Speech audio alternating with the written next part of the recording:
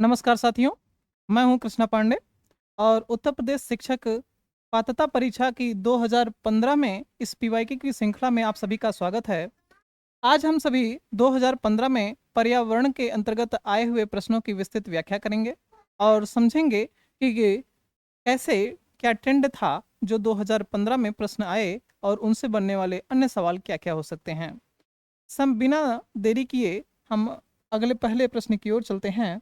पहला प्रश्न है कि प्लेग क्या है? विषाणु जनित बीमारी, कवक जनित बीमारी, जीवाणु जनित बीमारी, खनिज जनित बीमारी। प्लेग जो एक संक्रामक रोग है, ये चूहों के माध्यम यानी वाहक जो इसके हैं चूहे हैं और ये हमारे लंग्स को प्रभावित करता है। तो ये कौन सा बीमारी है? ये है एक जीवाणु जनित बीमारी। क्या है? जीवाणु जनित बीमारी। हमारा आंसर होगा सी। इससे प्रभावित अंग कौन सा होता है? फेफड़ा। हमारा अंग जो है लंग्स वो प्रभावित होते हैं। अगला प्रश्न है कि गैसीय अपशिष्ट है सब्जी एवं फलों के छिलके, घरों की नालियों का गंदा पानी, खेत खलिहानों से निकलने वाला कचरा, लकड़ी कोयला से जलने वाला धुआं। अब यहाँ पूछ रहा है आपसे गैसीय अपशिष्ट। आपको पता है कि पदार्थ की 3 अवस्थाएं होती हैं, ठोस, द्रव, गैस। गैस यहाँ पूछ रहा है गैसीय अपशिष्ट यानी वायु में जो अपशिष्ट मिल रहे हैं वो अपशिष्ट कौन कौन से होंगे। यहाँ पे देखेंगे कचरा की बात कर रहा है यानी ठोस या द्रव अर्धद्रव हो सकता है, गंदा पानी लिक्विड है, छिलके भी ठोस रूप में, लेकिन यहाँ धुआं। इसी से आप पकड़ सकते हैं कि हमारा आंसर कौन सा होगा। तो गैसीय अपशिष्ट है लकड़ी कोयला से जलने वाला धुआं। देखिए, प्रश्न में ज्ञान होने से ज्यादा यह भी आवश्यक है कि विकल्प हमारे सही हों। ठीक है, तो पेपर क्रैक करना ज्ञान से ज्यादा इंपॉर्टेंट इस समय पेपर को क्रैक करना है। यहां कह रहा है कि निम्नलिखित में से कौन से पौधे दूर दूर प्रसारित होंगे, यानी कौन सा ऐसा माध्यम है जिसके माध्यम से एक पौधा किसी अन्यत्र स्थान पे किसे दूर दूर प्रसारित यानी दूर रूप में प्रसारित हो सकता है। बीजाणु के द्वारा प्रकीर्णन पौधे, बीज द्वारा प्रकीर्णित पौधे, फल द्वारा प्रकीर्णित पौधे और कायिक जनन द्वारा विकिरणित पौधे। अब यहाँ फल जो एक है, फल के माध्यम से जो है फल पौधों का प्रकीर्णन काफी दूर दूर होता है, यानी एक स्थान से जब हम फल खरीद करके किसी अन्य स्थान पर यानी दूर तक संभव है। ठीक है, तो फल द्वारा उस पौधे का जो विकास हम देखेंगे कि वह दूर दूर तक होता है। हमारा आंसर होगा सी। अगला प्रश्न है कि एक जीव लाभ लेता है बगैर दूसरे सहवासी जीव को प्रभावित किए तो क्या कहलाता है। यहाँ पर 4 विकल्प हैं, परजीवी, सहभोजी, मृतोपजीवी, सहजीवी। देखिए, ये चारों, भले ही इसका आंसर एक होगा लेकिन इनको चारों के बारे में आपको जानना है। परजीवी का मतलब होता है कि ऐसा जीव जो स्वयं लाभ ले लेकिन दूसरे जीव को प्रभावित भी करे। ठीक। सहभोजी का मतलब होता है कि अपने तो लाभ ले, दूसरे को बगैर प्रभावित किए, तो हमारा आंसर तो बी होगा। कहता है कि मृतोपजीवी यानी मरे हुए या सड़े गले कार्बनिक पदार्थों पे जो निर्भर हो उसे मृतोपजीवी कहते हैं। सहजीवी का मतलब होता है कि दोनों आपस में एक दूसरे का सहयोग करें और दोनों एक दूसरे को लाभ पहुंचाएं। अब इसको कैसे समझेंगे, एक डायग्राम के माध्यम से समझते हैं। ये देखिए, हमने उन चारों विकल्पों के आधारित चारों बातों को यानी चारों तथ्यों को इस प्रकार रखा है कि आपको समझने में आसानी होगी। कह रहा है कि परजीवी यानी पैरासाइट्स क्या है? वे जीव जो दूसरे जीव यानी पोषक पर निर्भर रहते हैं और उन्हें नुकसान पहुंचाते हैं, यानी दूसरे पर तो निर्भर रहें और नुकसान पहुंचाए। जैसे मच्छर हमारे ऊपर या जीवों के ऊपर क्या है, देखिए मच्छर परजीवी है, हमें नुकसान पहुंचाता है लेकिन ब्लड चूस करके वो अपना लाभ लेता है। कुत्तों के ऊपर जो ये देखिए है ना जीव, ये भी हैं। और आंत के जो कीड़े हैं वो हमारी आंत को प्रभावित करते हैं और अपने तो स्वयं वह लाभ लेते हैं। अगला है सहभोजी। ठीक है, ऐसा संबंध जहां एक जीव को लाभ होता है जबकि दूसरे को न तो लाभ हो और न ही नुकसान, यानी एक लाभ लेगा दूसरा लाभ और उसे नुकसान कुछ भी नहीं होगा, जैसे आर्किड का पौधा और रेमोरा मछलियां। मृतोपजीवी यानी वे जीव जो मृत और सड़े हुए कार्बनिक पदार्थों से अपना पोषक यानी भोजन प्राप्त करते हैं वो मृतोपजीवी होते हैं, जैसे कवक। सहजीवी, सहजीवी क्या है कि वे जीव जो साथ मिलकर रहते हैं और दोनों एक दूसरे को लाभ पहुंचाएं, यानी दोनों साथ भी रहेंगे और दोनों एक दूसरे को आपस में लाभ भी पहुंचाएंगे, जैसे कवक और सहवाल यानी लाइकेन। लाइकेन में कवक और सहवाल का जो संबंध होगा वो कौन सा होगा? सहजीवी। अगले प्रश्न की ओर चलते हैं। कहता है कि जब मोर सांप को खाता है, सांप कीड़ों को खाता है और कीड़े हरे पौधों को खाते हैं, तो मोर का पोषण तल है। आप जानते हैं कि पर्यावरण में जो घटक हैं वो कैसे डिवाइड किए जाते हैं। एक होता है उत्पादक, यानी जो पोषक तत्वों का उत्पादन करे वह उत्पादक है। उन पोषक तत्वों को खाने वाला वो क्या होता है? प्राथमिक उपभोक्ता। प्राथमिक उपभोक्ताओं का भोजन करने वाला द्वितीयक उपभोक्ता, और द्वितीयक उपभोक्ता को खाने वाले तृतीयक। और जब ये उपभोक्ता मर जाते हैं या उनकी जो शरीर, मृत शरीर जो है सड़ने गलने लगती है, तो उन्हें सड़ाने और गलाने और उन्हें पुनः मिट्टी में मिलाने का काम करता है अपघटक। ठीक है, डिकम्पोजर। अब यहाँ कह रहा है कि क्या कि जब मोर किसको खाता है? मोर खा रहा है सांप को। सांप जो है कीड़े को खा रहा है और कीड़ा क्या कर रहा है? हरे पौधे को खा रहा है। तो मोर क्या कहलाएगा? प्राथमिक उपभोक्ता? प्राथमिक उपभोक्ता नहीं कहलाएगा, क्योंकि पौधे को कौन खा रहा है? कीड़े। ठीक। अंतिम अपघटक? अंतिम अपघटक नहीं है, क्योंकि वो मृतक डिकम्पोजर नहीं है। प्राथमिक अपघटक नहीं है। खाद्य पिरामिड के शीर्ष पर देखिए, अगर ये पिरामिड हुआ हमारा और सबसे नीचे होंगे पौधे। क्या होंगे? पौधे। इन्हें कहा गया उत्पादक। अब इन्हें खाने वाले कौन हो गए? कीड़े। इस प्रश्न के आधार पे कीड़ों को कौन खा रहा है? सांप। सांप को कौन खा रहा है? मोर। अब इससे आप डायग्राम से समझ सकते हैं कि जो है मोर की स्थिति क्या है। मोर क्या है? खाद्य पिरामिड के शीर्ष पर स्थित पोषण तल पर वह स्थित है। तो हमारा विकल्प होगा डी। अगले प्रश्न की ओर चलते हैं। निम्न में से कौन सा कायांतरित सेल का उदाहरण है? आपको पता है कि सेल के प्रकार कितने हैं? सेलें 3 प्रकार की होती हैं। एक होता है आग्नेय चट्टान, एक होती है अवसादी और तीसरी होती है रूपांतरित चट्टानें। आग्नेय चट्टानें को हम प्राथमिक चट्टान कहते हैं। ठीक है, सबसे पहले उन्हीं का निर्माण होता है और जब उनमें टूट फूट की क्रिया होती है तो अगले चरण में अवसादी चट्टानों का निर्माण होता है। और जब यही अवसादी चट्टानें उच्च ताप और दाब पर अपने रूप परिवर्तन कर लेती हैं तो वही बनती हैं रूपांतरित चट्टानें। अब इन्हें समझने के लिए हमने एक डायग्राम रखा है। ये सब समझ लीजिए कि आग्नेय चट्टानें क्या हैं। कि जब पिघला हुआ मैग्मा ठंडा और ठोस हो जाए तो किस चट्टान का निर्माण होगा? आग्नेय चट्टान का। और उस आग्नेय चट्टान में कौन कौन सी हैं? एक है ग्रेनाइट और दूसरा है बेसाल्ट। दूसरी चट्टान है अवसादी चट्टान यानी सेडिमेंट्री रॉक्स। चट्टानें छोटे छोटे टुकड़ों अवसादों में टूट जाती हैं, फिर ये टुकड़े दबकर और जुड़कर अवसादी चट्टानों का निर्माण करते हैं, जैसे बलुआ पत्थर, चूना पत्थर। ये सब क्या है? अवसादी चट्टानों के रूप हैं। तीसरी चट्टान है रूपांतरित चट्टानें, यानी गर्मी और अत्यधिक दबाव के कारण जब पहले से मौजूद चट्टान अपना रूप और खनिज बदल लेती है तो उसे कौन सा चट्टान कहते हैं? रूपांतरित, यानी रूप में परिवर्तन हो गया। यह है संगमरमर और क्वार्ट्जाइट। अब आते हैं प्रश्न की ओर। क्या कह रहा है कि निम्न में से कौन सा कायांतरित सेल का उदाहरण है? तो बलुआ पत्थर हमने देखा कौन सा है, ये तो अवसादी हो गई। ग्रेनाइट ये हमारी आग्नेय है। चूना पत्थर भी अवसादी है, लेकिन संगमरमर क्या है? ये कायांतरित चट्टान का उदाहरण है या कायांतरित सेल का उदाहरण है। अगले प्रश्न की ओर चलते हैं।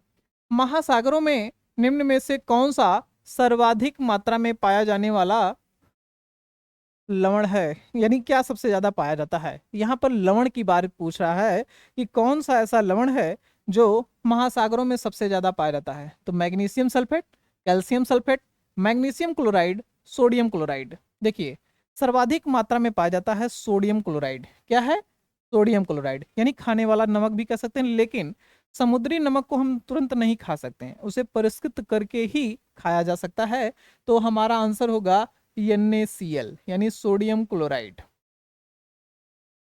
अगला प्रश्न, राज्यसभा में होने वाली सभाओं की अध्यक्षता कौन करता है? उपराष्ट्रपति, राष्ट्रपति, प्रधानमंत्री, भारत के मुख्य न्यायाधीश। देखिए, भारत में सर्वोच्च संस्था अगर की बात करें तो सर्वोच्च जो विधानकारी संस्था है वह है संसद।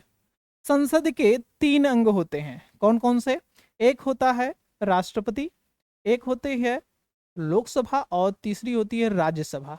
राज्यसभा वह, यानी अगर आपसे पूछा जाए कि संसद के कितने अंग हैं तो आपको बताना है संसद के 3 अंग हैं। क्या है? संसद। तो संसद के 3 अंग हुए, एक हुआ हमारे राष्ट्रपति जी, दूसरी है राज्यसभा और तीसरे स्थान पे आता है लोकसभा। और यहीं अगर ये प्रश्न पूछता कि संसद के कितने सदन हैं तो सदन 2 हैं, एक है लोकसभा और एक राज्यसभा। अब यहाँ प्रश्न आया है कि राज्यसभा में होने वाली सभाओं की अध्यक्षता कौन करता है? तो देखिए, राज्यसभा एक ऐसा सदन है जिसका मुखिया यानी जिसकी अध्यक्षता करने वाला उस सदन का सदस्य नहीं होता, वह है उपराष्ट्रपति। उपराष्ट्रपति जो हैं वो पदेन सभापति होते हैं, कहाँ के? राज्यसभा के। तो हमारा आंसर तो ए होगा। अब राज्यसभा का जिक्र हुआ है तो इसके बारे में जान लीजिए कि राज्यसभा एक अस्थाई सदन है, इसे भंग नहीं किया जा सकता। इसको सीटों की बात करें तो टोटल 250 होती हैं। कितनी सीटें हैं? 250, जिनमें से 12 सीटों का मनोनयन होता है और 238 सीटों पर चयन होता है यानी निर्वाचन होता है। आइए इसकी अगली स्लाइड में समझते हैं राज्यसभा के बारे में। देखिए, संपूर्ण का संसद का जो उच्च सदन यानी राज्यसभा है उसके बारे में एक डायग्राम आपको सारी बातों का इसी में समाहित किए है कि कुल कितने सदस्य बताया हमने? 250। निर्वाचित कितने हुए? 238। और मनोनयन कितना? 12 सदस्यों का। देखिए, लोक राज्यसभा में जो सदस्य चुने जाते हैं वो कितने वर्ष के लिए? 6 वर्ष के लिए। और प्रति 2 वर्ष 1/3 सदस्य जो है वो क्या होते हैं? सेवानिवृत्त होते हैं। ठीक, उनमें यानी इसका सदन का सदस्य बनने के लिए योग्यता क्या क्या होनी चाहिए? वो भारत का नागरिक हो, 30 वर्ष से उसकी उम्र कम ना हो, किसी लाभ पद पर ना हो और मानसिक रूप से स्वस्थ हो। अब इसका चयन कैसे होता है? अप्रत्यक्ष चुनाव होती है, ठीक है, और वह एकल संक्रमणीय मत पद्धति के आधार पर होते हैं। जिस प्रकार से राष्ट्रपति का चयन होता है उसी वही पद्धति यहाँ पर भी है कि एकल संक्रमणीय मत पद्धति के आधार पर। अब कुछ विशेषाधिकार भी जान लीजिए कि राज्यसभा के कौन कौन से विशेषाधिकार हैं। 3 मुख्य हैं। एक है 249 अनुच्छेद में उल्लेखित राज्य सूची के विषयों पर राज्यसभा कानून बनाने के लिए स्वतंत्र है। 312 के तहत वह अखिल भारतीय सेवाओं के का सृजन कर सकती है और धन विधेयक में उसे कोई अधिकार नहीं है, केवल वो रिकमेंडेशन कर सकती है। ठीक है, अब आते हैं अगला प्रश्न, निम्न में से किस मिट्टी का विस्तार भारत के सर्वाधिक क्षेत्र पर है? एक है काली मिट्टी, दूसरा है जलोढ़ मिट्टी, लाल मिट्टी और बलुई मिट्टी। तो किस मिट्टी का सबसे? देखिए, काली मिट्टी जो है ये ज्वालामुखी के उपरांत बनी है। जलोढ़ मिट्टी ये नदियों के द्वारा लाई गई जो क्या अपशिष्ट होते हैं उन्हीं से निर्माण होता है जलोढ़ मिट्टी का। बलुई मिट्टी और लाल मिट्टी तो देखेंगे तो सर्वाधिक मात्रा में भारत में लगभग 40 से 45% भाग पर एक ही मिट्टी पाई जाती है, वह है जलोढ़ मिट्टी। आते हैं ये कहाँ कहाँ पाई जाती है और अन्य मिट्टी भारत के किन किन हिस्सों में पाई जाती है उन्हें जानते हैं। देखिए, जलोढ़ मिट्टी का ये जो क्षेत्र है भारत का, ये सब जलोढ़ मिट्टी के क्षेत्र हैं, क्योंकि यहाँ पर नदियाँ अपने द्वारा लाई गई जो बहाव के द्वारा मिट्टी लाती हैं वही हमारे जलोढ़ मिट्टी का उदाहरण है। अब आते हैं काली मिट्टी। काली मिट्टी का ये क्षेत्र है, ध्यान से देखिएगा, जिसमें मध्य प्रदेश और महाराष्ट्र के इलाके हैं। लाल मिट्टी का ये क्षेत्र जो है वो लाल मिट्टी को इंगित कर रहा है। और बलुई मिट्टी ये जो राजस्थान के रेगिस्तान हैं और गुजरात का ऊपरी हिस्सा, यहाँ पर बलुई मिट्टी का विस्तार है। अगले प्रश्न की ओर, जो शाकाहारी जंतु भोजन के लिए हरे पेड़ पौधों पर निर्भर रहते हैं उन्हें क्या कहते हैं? अभी हमने बताया कि वह जंतु, यहाँ पर हमने पारिस्थितिकी पिरामिड के बारे में देखा तो सबसे नीचे स्थान पे आए पौधे, फिर उन पौधों को खाने वाले प्राथमिक उपभोक्ता थे, फिर उसी क्रम में द्वितीयक और फिर तृतीयक उपभोक्ता। अब यहाँ पर प्रश्न है कि जो शाकाहारी जंतु भोजन के लिए हरे पेड़ पौधों पर निर्भर रहते हैं, तो हरे पेड़ पौधे पर रहते हैं कौन? प्राथमिक उपभोक्ता। तो कौन से हैं? प्रथम चरण उपभोक्ता। तो हमारा आंसर होगा ए। किस पे? जंतु, शाकाहारी जंतु जो भोजन के लिए हरे पेड़ पौधे, तो हरे पेड़ पौधे पे कौन रहता है? प्राथमिक चरण के उपभोक्ता। आइए और समझते हैं इसके बारे में। देखिए, ये हमारा पारिस्थितिकी तंत्र का पिरामिड है जिसमें सबसे नीचे अपघटक हैं। अपघटक जो हैं इन पौधों को भी और जंतुओं के भी शरीर जब गल काटने यानी उन्हें मिट्टी में मिलाने का काम, उन्हें सड़ाने गलाने का काम डिकम्पोजर यानी अपघटक का होता है। अब ये अपघटक जब मिट्टी में मिल जाते हैं तो विभिन्न नए जीव का उत्पन्न होता है यानी पौधे बनते हैं। तो यह हमारा हो गया उत्पादक का क्षेत्र, हरा वाला नीचे उत्पादक। अब इन्हें खाने वाले चूहा, जो हिरण या अन्य जो शाकाहारी जीव हैं वो प्राथमिक उपभोक्ता कहलाए। ठीक। अब इन प्राथमिक को खाने वाले द्वितीयक हैं, चीता, लोमड़ी, सांप। ठीक है। अब इन द्वितीयक को खाने वाले तृतीयक हैं, जैसे बाज हुआ। ठीक है, और ये सब। अब जानिए, इन अपघटक या उत्पादक से लेकर के प्रथम चरण से द्वितीय चरण से तृतीय चरण में ऊर्जा जो है वो केवल 10% जाती है, और इस 10% को देने वाले वैज्ञानिक का नाम था लिंडमान। और इसी को लिंडेमान यानी इन्हें लिंडमान का नियम भी कहते हैं, या 10% का भी नियम कहते हैं। इसका अर्थ हुआ कि एक पोषी स्तर से दूसरे पोषी स्तर में ऊर्जा केवल 10% ही जाती है। और पूरे पारिस्थितिकी तंत्र या पृथ्वी पर ऊर्जा का सबसे बड़ा स्रोत या प्रमुख स्रोत कहा जाए तो वो कौन है? सूर्य। सूर्य हमारी पृथ्वी पर ऊर्जा का प्रमुख स्रोत है। ठीक। अब आते हैं अगली तरफ।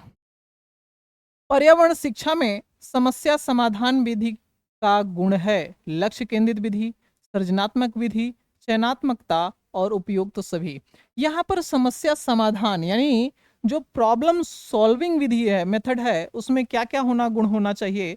एक तो होना चाहिए कि वो लक्ष्य पे यानी गोल ओरिएंटेड हो, यानी लक्ष्य पर केंद्रित हो, सृजनात्मक यानी क्रिएटिव हो, और सिलेक्टिवनेस हो, यानी ये तीनों गुण जो हैं वो समस्या समाधान विधि के अंतर्गत आएंगे या उसी के गुण हैं। अगले प्रश्न की ओर, प्रेक्षण विधि की सीमाएं हैं यानी लिमिटेशन की बात कर रहा है। यह विधि मितव्ययी नहीं है यानी कम खर्चीली नहीं है, यानी खर्चीली है। मितव्ययी मतलब कम खर्चीला, और नहीं है का मतलब अधिक खर्चीली। इस विधि में प्रेक्षण सूक्ष्मता से न करने पर प्राप्त परिणाम अधिक वैध एवं विश्वसनीय नहीं होते हैं। इस विधि से व्यक्ति के आंतरिक व्यवहारों का अध्ययन संभव नहीं है। और चौथा विकल्प है उपयुक्त सभी। देखिए, प्रेक्षण कर रहा है। अब प्रेक्षण विधि में ये तीनों सीमाएं हैं। अब वह मितव्ययी यानी खर्चीली विधि है, साथ ही इसमें अगर हम बारीकी से उसका अध्ययन नहीं प्रेक्षण करेंगे तो परिणाम में परिवर्तन हो सकता है, और साथ ही हम किसी भी व्यक्ति के आंतरिक भावनाओं को नहीं समझ सकते प्रेक्षण विधि से, क्योंकि सामने दिखने के, मुख दिखाने के कुछ और होते हैं और अंदर किसी के मन में कोई अन्य विचार भावनाएं चलती रहती हैं। तो ये सभी प्रेक्षण विधि की सीमाएं हैं। तो हमारा आंसर होगा डी, सभी उसी की सीमाएं हैं। अगले प्रश्न की ओर चलते हैं। इकोसिस्टम की सही परिभाषा क्या है? परस्पर क्रिया करने वाला जीव समुदाय, किसी स्थान का अजीवीय घटक, पृथ्वी और वायुमंडल का क्षेत्र जहां जीव रहते हैं, जीव समुदाय और उसके वातावरण का समुतुलित तंत्र। देखिए, इकोसिस्टम यानी पारिस्थितिकी तंत्र, सबसे पहले तो ये जान लीजिए कि इस शब्द को दिया किसने। नाम था एजी टांसले। क्या नाम था? एजी टांसले। और इन्होंने 1935 में, कब? 1935 में इकोसिस्टम शब्द दिया, यानी पारिस्थितिकी तंत्र की बात कही। ये एक खुला तंत्र होता है जिसमें ऊर्जा और ऊर्जा का विस्तार जो है वो चलता रहता है, यानी आपस में आना, ऊर्जा का आगमन बहिर्गमन बना रहता है। यहाँ पर कह रहा है कि परस्पर क्रिया करने वाला जीव समुदाय आपस में क्रिया करेगा तो उसे इकोसिस्टम करेंगे, नहीं। किसी स्थान का अजीवी घटक, अजीवी नहीं, जीवी और अजीवी दोनों को सम्मिलित करते हुए इकोसिस्टम बनता है। पृथ्वी और वायुमंडल का क्षेत्र जहां जीव रहता है कुछ हद तक ठीक है। जीव समुदाय और उसके वातावरण का संतुलित तंत्र, ये शब्द जो है इस विकल्प को और भी मजबूत कर रहा है। तो हमारा आंसर होगा डी, जीव समुदाय और उसके वातावरण का संतुलित तंत्र जो है इकोसिस्टम की सही परिभाषा इन विकल्पों पे दे रहा है। अगले प्रश्न की ओर, मानव विकास के क्रम में दो पैरों पर चलने का सबसे बड़ा लाभ है शरीर को अच्छी प्रकार आधार देना, शरीर का भार कम होना, हाथ स्वतंत्र रूप से मस्तिष्क की आज्ञा अनुसार कार्य कर सकते हैं, अधिक तेज चाल। तो क्या कह रहा है कि क्या लाभ हुआ जब मनुष्य दो पैरों पर चलने लगा? तो दो पैरों पर चलने का सबसे बड़ा लाभ कि अच्छी प्रकार आधार, आधार का मतलब अगर पतला आधार होगा तो अच्छा आधार तो नहीं होगा, ये तो आंसर नहीं हुआ। शरीर का भार कम होना, शरीर तो उतना ही वेट था, अभी भी उतना रहेगा, चाहे चार पैरों से चले चाहे दो पैरों से। हाथ स्वतंत्र रूप से मस्तिष्क की आज्ञानुसार कार्य कर सकते हैं, ये विकल्प आपका आंसर है। और यही सही है कि जब हम चल रहे हों और मस्तिष्क हमारा संकेत दे कि हम इस व्हाइट बोर्ड पर लिखें या स्मार्ट बोर्ड पर लिखें, ये हमारे मस्तिष्क की आज्ञानुसार कार्य करने के लिए स्वतंत्र हैं। अगले प्रश्न की ओर चलते हैं। भूकंप की तीव्रता नापने के यंत्र को क्या कहते हैं? देखिए, अब तक हमने जितनी भी क्लासें ली हैं उनमें ये सिस्मोग्राफ यानी भूकंप को मापन से संबंधित या किसी भी मात्रक या किसी उस इंस्ट्रूमेंट का उल्लेख या उनसे संबंधित प्रश्न जरूर आए हैं कि उनसे क्या मापा जाता है। इसके पहले बैरोमीटर भी आ चुका, सिस्मोग्राफ भी पूछा गया, ठीक है। तो यहाँ पर भूकंप की तीव्रता का मापन हम लोग सिस्मोग्राफ में करते हैं। अगले प्रश्न की ओर चलते हैं कि सूर्य से निकटतम ग्रह कौन है? अब सूर्य से निकटतम ग्रह तो आप जानते हैं कि कौन है। ऑप्शन है इसमें मंगल, बृहस्पति, शुक्र और बुध। लेकिन अब आपको प्रश्न पूछने तो पूछा है आपसे कि सबसे निकट कौन है। आप ये भी जानिए कि दूसरे नंबर पे कौन है, तीसरे पे कौन है, हमारी पृथ्वी किस नंबर पे है, बृहस्पति कहाँ है, और अंतिम में कौन है। जब पहले पे पूछ लिया तो अंतिम भी पूछ सकता है। तो आइए इसी को समझने के लिए हम अपने एक चार्ट रखे हैं, उसको और अच्छे से समझा जाएगा। ये है, ये हमारा सौर मंडल है, ठीक है। और इस सौर मंडल में ये जो भाग है ये है हमारा सूर्य। सूर्य से निकट में पहला हमारा ग्रह है, देखिए ये तारा हुआ जो चमक रहा है और ये अपने प्रकाश से सबको प्रकाशित करता है। ये तो आप जानते ही हैं कि तारा किसे कहते हैं, कि जो स्वयं के प्रकाश से प्रकाशित हो। ग्रह कौन सा होता है? जो अपने तारे का चक्कर लगाए और स्वयं क्या हो, उसका कोई प्रकाश ना हो, अपने तारे के प्रकाश से प्रकाशित हो। अब हमारा जो सौर मंडल है यहाँ हुआ सूर्य। सूर्य से पहले क्रम पे है हमारा बुध, दूसरे नंबर पे है शुक्र, तीसरे पे है पृथ्वी, चौथे स्थान पे है मंगल, पांचवें पे है बृहस्पति, फिर शनि, फिर अरुण और वरुण। तो अगर आपसे पूछा है कि प्रथम यानी सूर्य से सबसे नजदीक कौन है तो बुध, सबसे अंतिम में कौन है तो वह है वरुण। अब देखिए एक प्रश्न और बनेगा कि पृथ्वी किस स्थान पे है। तो पृथ्वी सूर्य से तीसरे स्थान पे है। सूर्य, पृथ्वी जो है सूर्य से किस स्थान पे है? तीसरे स्थान पे। मंगल चौथे स्थान पे। एक प्रश्न आपसे पूछा जाता है और विभिन्न प्रतियोगी परीक्षाओं में भी पूछा जा चुका है कि क्षुद्र ग्रह बेल्ट किन किन ग्रहों के बीच में पाई जाती है। तो आप जानते रहें मंगल और बृहस्पति, इन्हीं के बीच में ये जो छोटे छोटे कण दिख रहे हैं यही हैं क्षुद्र ग्रह, ठीक। तो क्षुद्र ग्रह की जो बेल्ट है वो मंगल और बृहस्पति के मध्य में पाई जाती है। बुध, शुक्र, पृथ्वी और मंगल, इन सभी चारों ग्रहों की विशेषताएं लगभग समान हैं। कुछ कुछ विशेषताएं ऐसी हैं जो पृथ्वी से मिलती हैं, इसीलिए इन चारों ग्रहों को आंतरिक ग्रह या पार्थिव ग्रह भी कहते हैं। और बृहस्पति, शनि, अरुण, वरुण, इन सभी ग्रहों को जोवियन ग्रह के नाम से जाना जाता है, क्योंकि इन जुपिटर से यानी जो बृहस्पति है इनसे इनकी कुछ समानताएं मिलती हैं।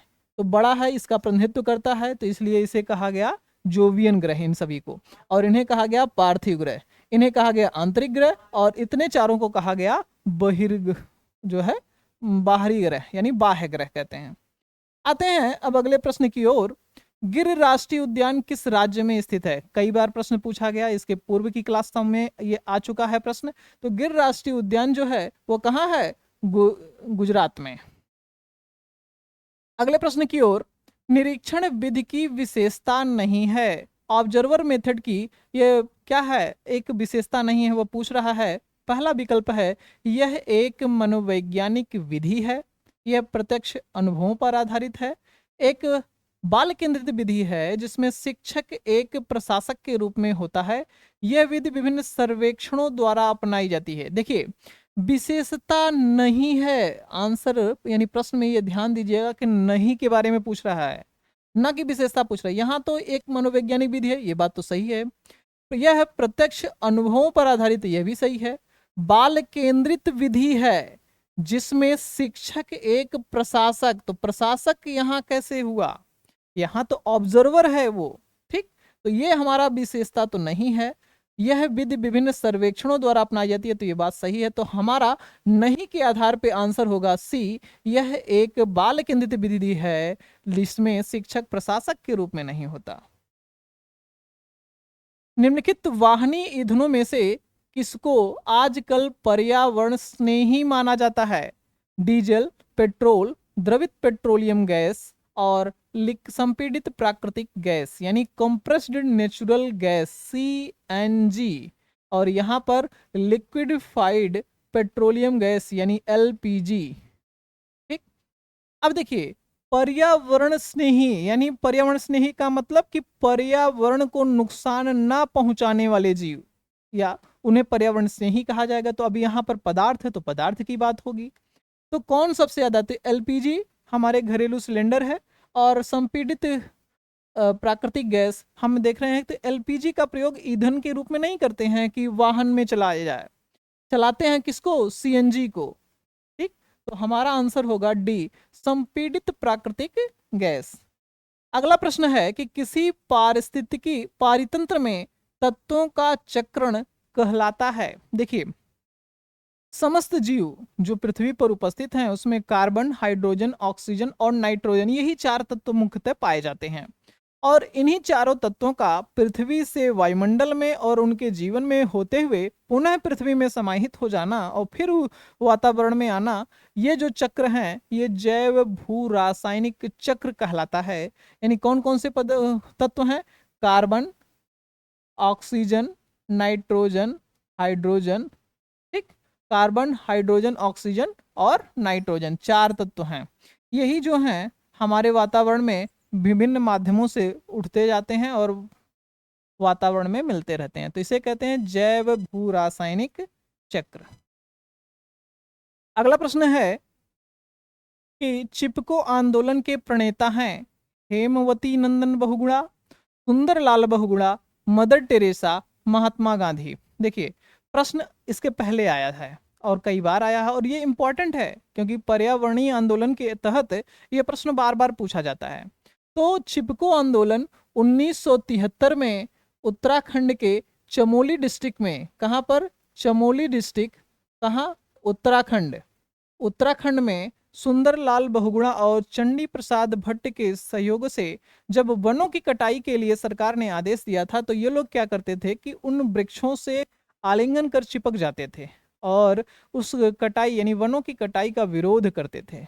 इसीलिए इसका नाम पड़ा चिपको आंदोलन।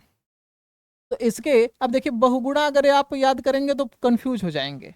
पूरा नाम याद करना है कि सुंदरलाल बहुगुणा, तो आंसर होगा बी, ठीक है। अगला है इंसुलिन की रासायनिक प्रकृति क्या है? विटामिन, प्रोटीन, वसा, कार्बोहाइड्रेट।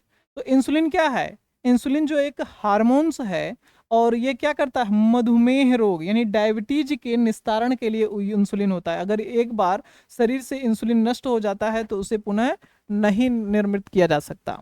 तो इंसुलिन की गोलियां या जो है इंजेक्शन लगाए जाते हैं। तो ये क्या है होता है, ये एक प्रोटीन है। क्या है? प्रोटीन है। तो इसकी प्रकृति जो है इंसुलिन की वह प्रोटीन है।